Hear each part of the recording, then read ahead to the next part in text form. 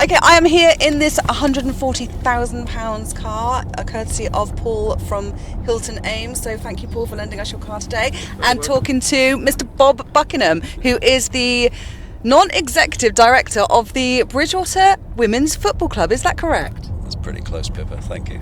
Yeah. How good was that? So, Bob, you've been in Bridgwater for a long time now. Would you like to share a little bit about what keeps you rooted, what it is you like about the town? Well, as you say, been here a long time, moved to Somerset when I was pretty small, and I'm not small anymore. What keeps me here really is the people and the community. Just a great place to be.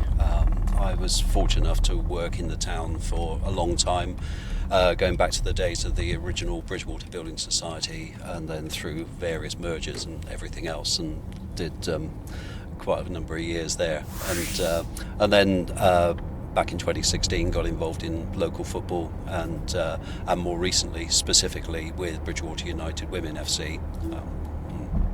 Amazing. So what is it that you love? Like, what kind of pulled you mainly into working with the women's team? It was really an opportunity to give back, and perhaps because I was known to be available, and Trevor Jenkins, who's the general manager I've known for quite a long time, he's been involved with football some time. His values and things that are important match my own. The women's game has just grown exponentially, and it really is an exciting place to be. We struggled last season before I was involved. This season, not because I'm involved. I'm sure there's an element of that. Well, there might be just a little bit, but it's exciting. It really is. We're currently fourth in the division. We lost our opening game against the side who until Sunday were top. We play them again in a couple of weeks' time, so our progress will be measured in many ways by that. We've had some exciting times in cup competitions as well, and it's a good place to be, and the energy and the culture around the club is a joy, an absolute joy. Love that. And has the community been pulled together? Have you seen like the lots of locals getting involved and helping to support you all? Yes. Currently, some people will know that we are not able to play in Bridgwater at the moment for various reasons, and we've been made very welcome at Clevedon Town up the road, 20 odd miles away, and we've been really gratified by the level of support we've had from people in that area, but from Bridgwater that are prepared to travel and support and help. We can always do with more support and more help and more sponsorship and all those types of things you'd expect me to say in this type of interview. Yeah, for sure. So actually being part of the town and having been here for a long time, as you say, your words, not mine. You've seen the town evolve quite a bit over those years. So are there any particular moments that stand out? Well, there's so many, aren't there, really? When I first started to work for money, which I'm certainly not doing now, the Hinkley Point was Hinkley Point A under construction, so that gives you an idea of the timescales. Obviously, the commencement of work and the continuing work on Hinkley Point C and the impact that has locally, alongside the Agratas battery factory and the general investment around the place, is a massive opportunity for Bridgwater that clearly is being grasped with both hands and more. Obviously there are challenges, there really are, and there always will be. I'd like to think that more people see those challenges as opportunities and not just threats. Absolutely, yeah, 100%. So you see, with regards to your role, what you actually do within the club, could you give us an overview as your day-to-day involvement? Yeah, I took it on the basis that I'm not going to be full-time. How's that going? That's an interesting question. My wife asked me that as well. It's going really well. I believe I'm adding some value and some experience to what we're trying to build. As I said, Trevor Jenkins, our general manager, is very much full-time, and I'd like to think that some of the experiences I've gone through in football management, and I'm not talking about the playing side, I'm talking about the operational side, can be helped with knowledge that I have. One of the things I'm really trying hard to do is build further commercial support, encourage people to take a look at our club and what we're trying to achieve by volunteering, by sponsoring, by just generally being there and spreading the word. Actually, there's a great business community here in Bridgwater, isn't there? So I know you come along to the Sedgemoor FM's meetings and meet lots of business owners there. So it's you really are flying the flag for the team. Yeah. In terms of like football, women's football, we've seen the sport has improved massively in the women's, and particularly in women's football here. So how has it affected locally? Is it what's still to come? Have you got any idea you can give us some treats? Well, it's interesting that I hadn't seen these numbers until relatively back in the summer. We're talking about planning for this current season.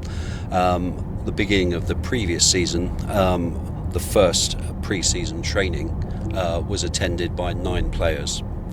This season, with some publication of what we're about and what we're trying to achieve, we had over 100 players turn up for pre-season training, and we've gone from running a single team to a reserve team and a whole range of age group teams as well, with a clear demand for more as well. And right now we're stretched to provide that.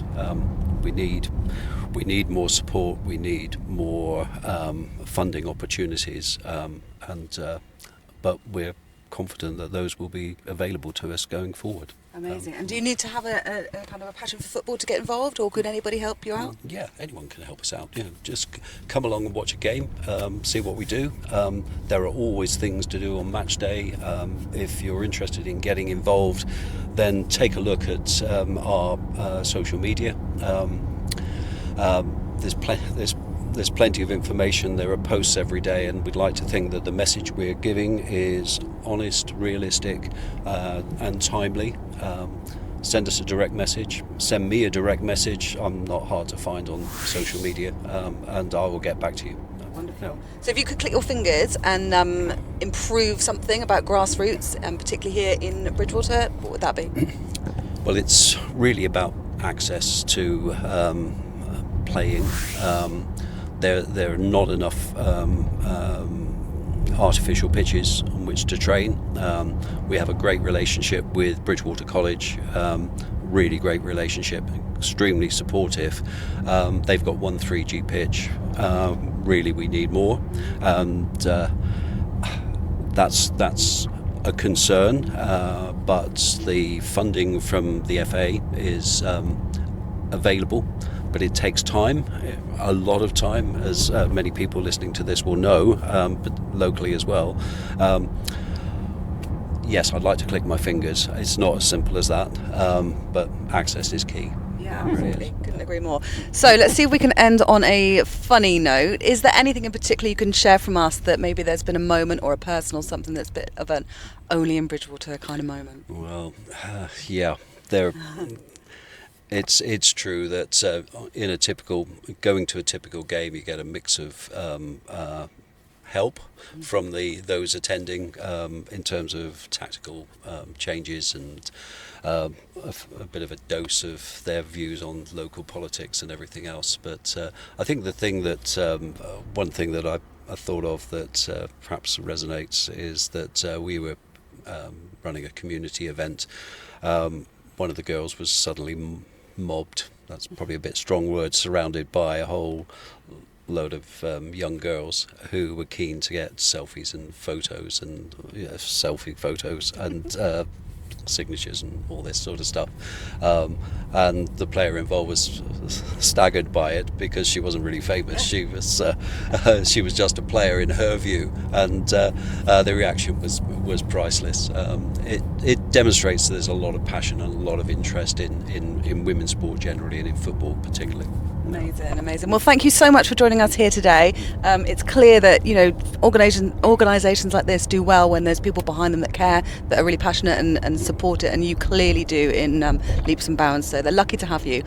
So thanks for being here today. We're going to take you for a tour around the studio. How's that? Oh, I can't wait. Yeah, thanks Pippa, thanks for your time. You're welcome. And just a thank you to Paul as well from Hilton Ames for driving us around here today. You're very welcome. Thank you. So if you want to book Paul, you can have him for seasonal Christmas markets, taking you to and from those Christmas parties. A really powerful message actually, not to drink and drive, so now is a great time to get in touch with them and they will see to your every needs. Maybe not every need. How about that one? Sorry about that, Paul. Thank you to Justin for filming us here today. Justin from Impact 2020. If you want to level up any of your promotional materials, get in touch. Up level? Level up. Level up. I need a script. Take 4. Don't look at that. Do you want me to go again? Yeah. So level up.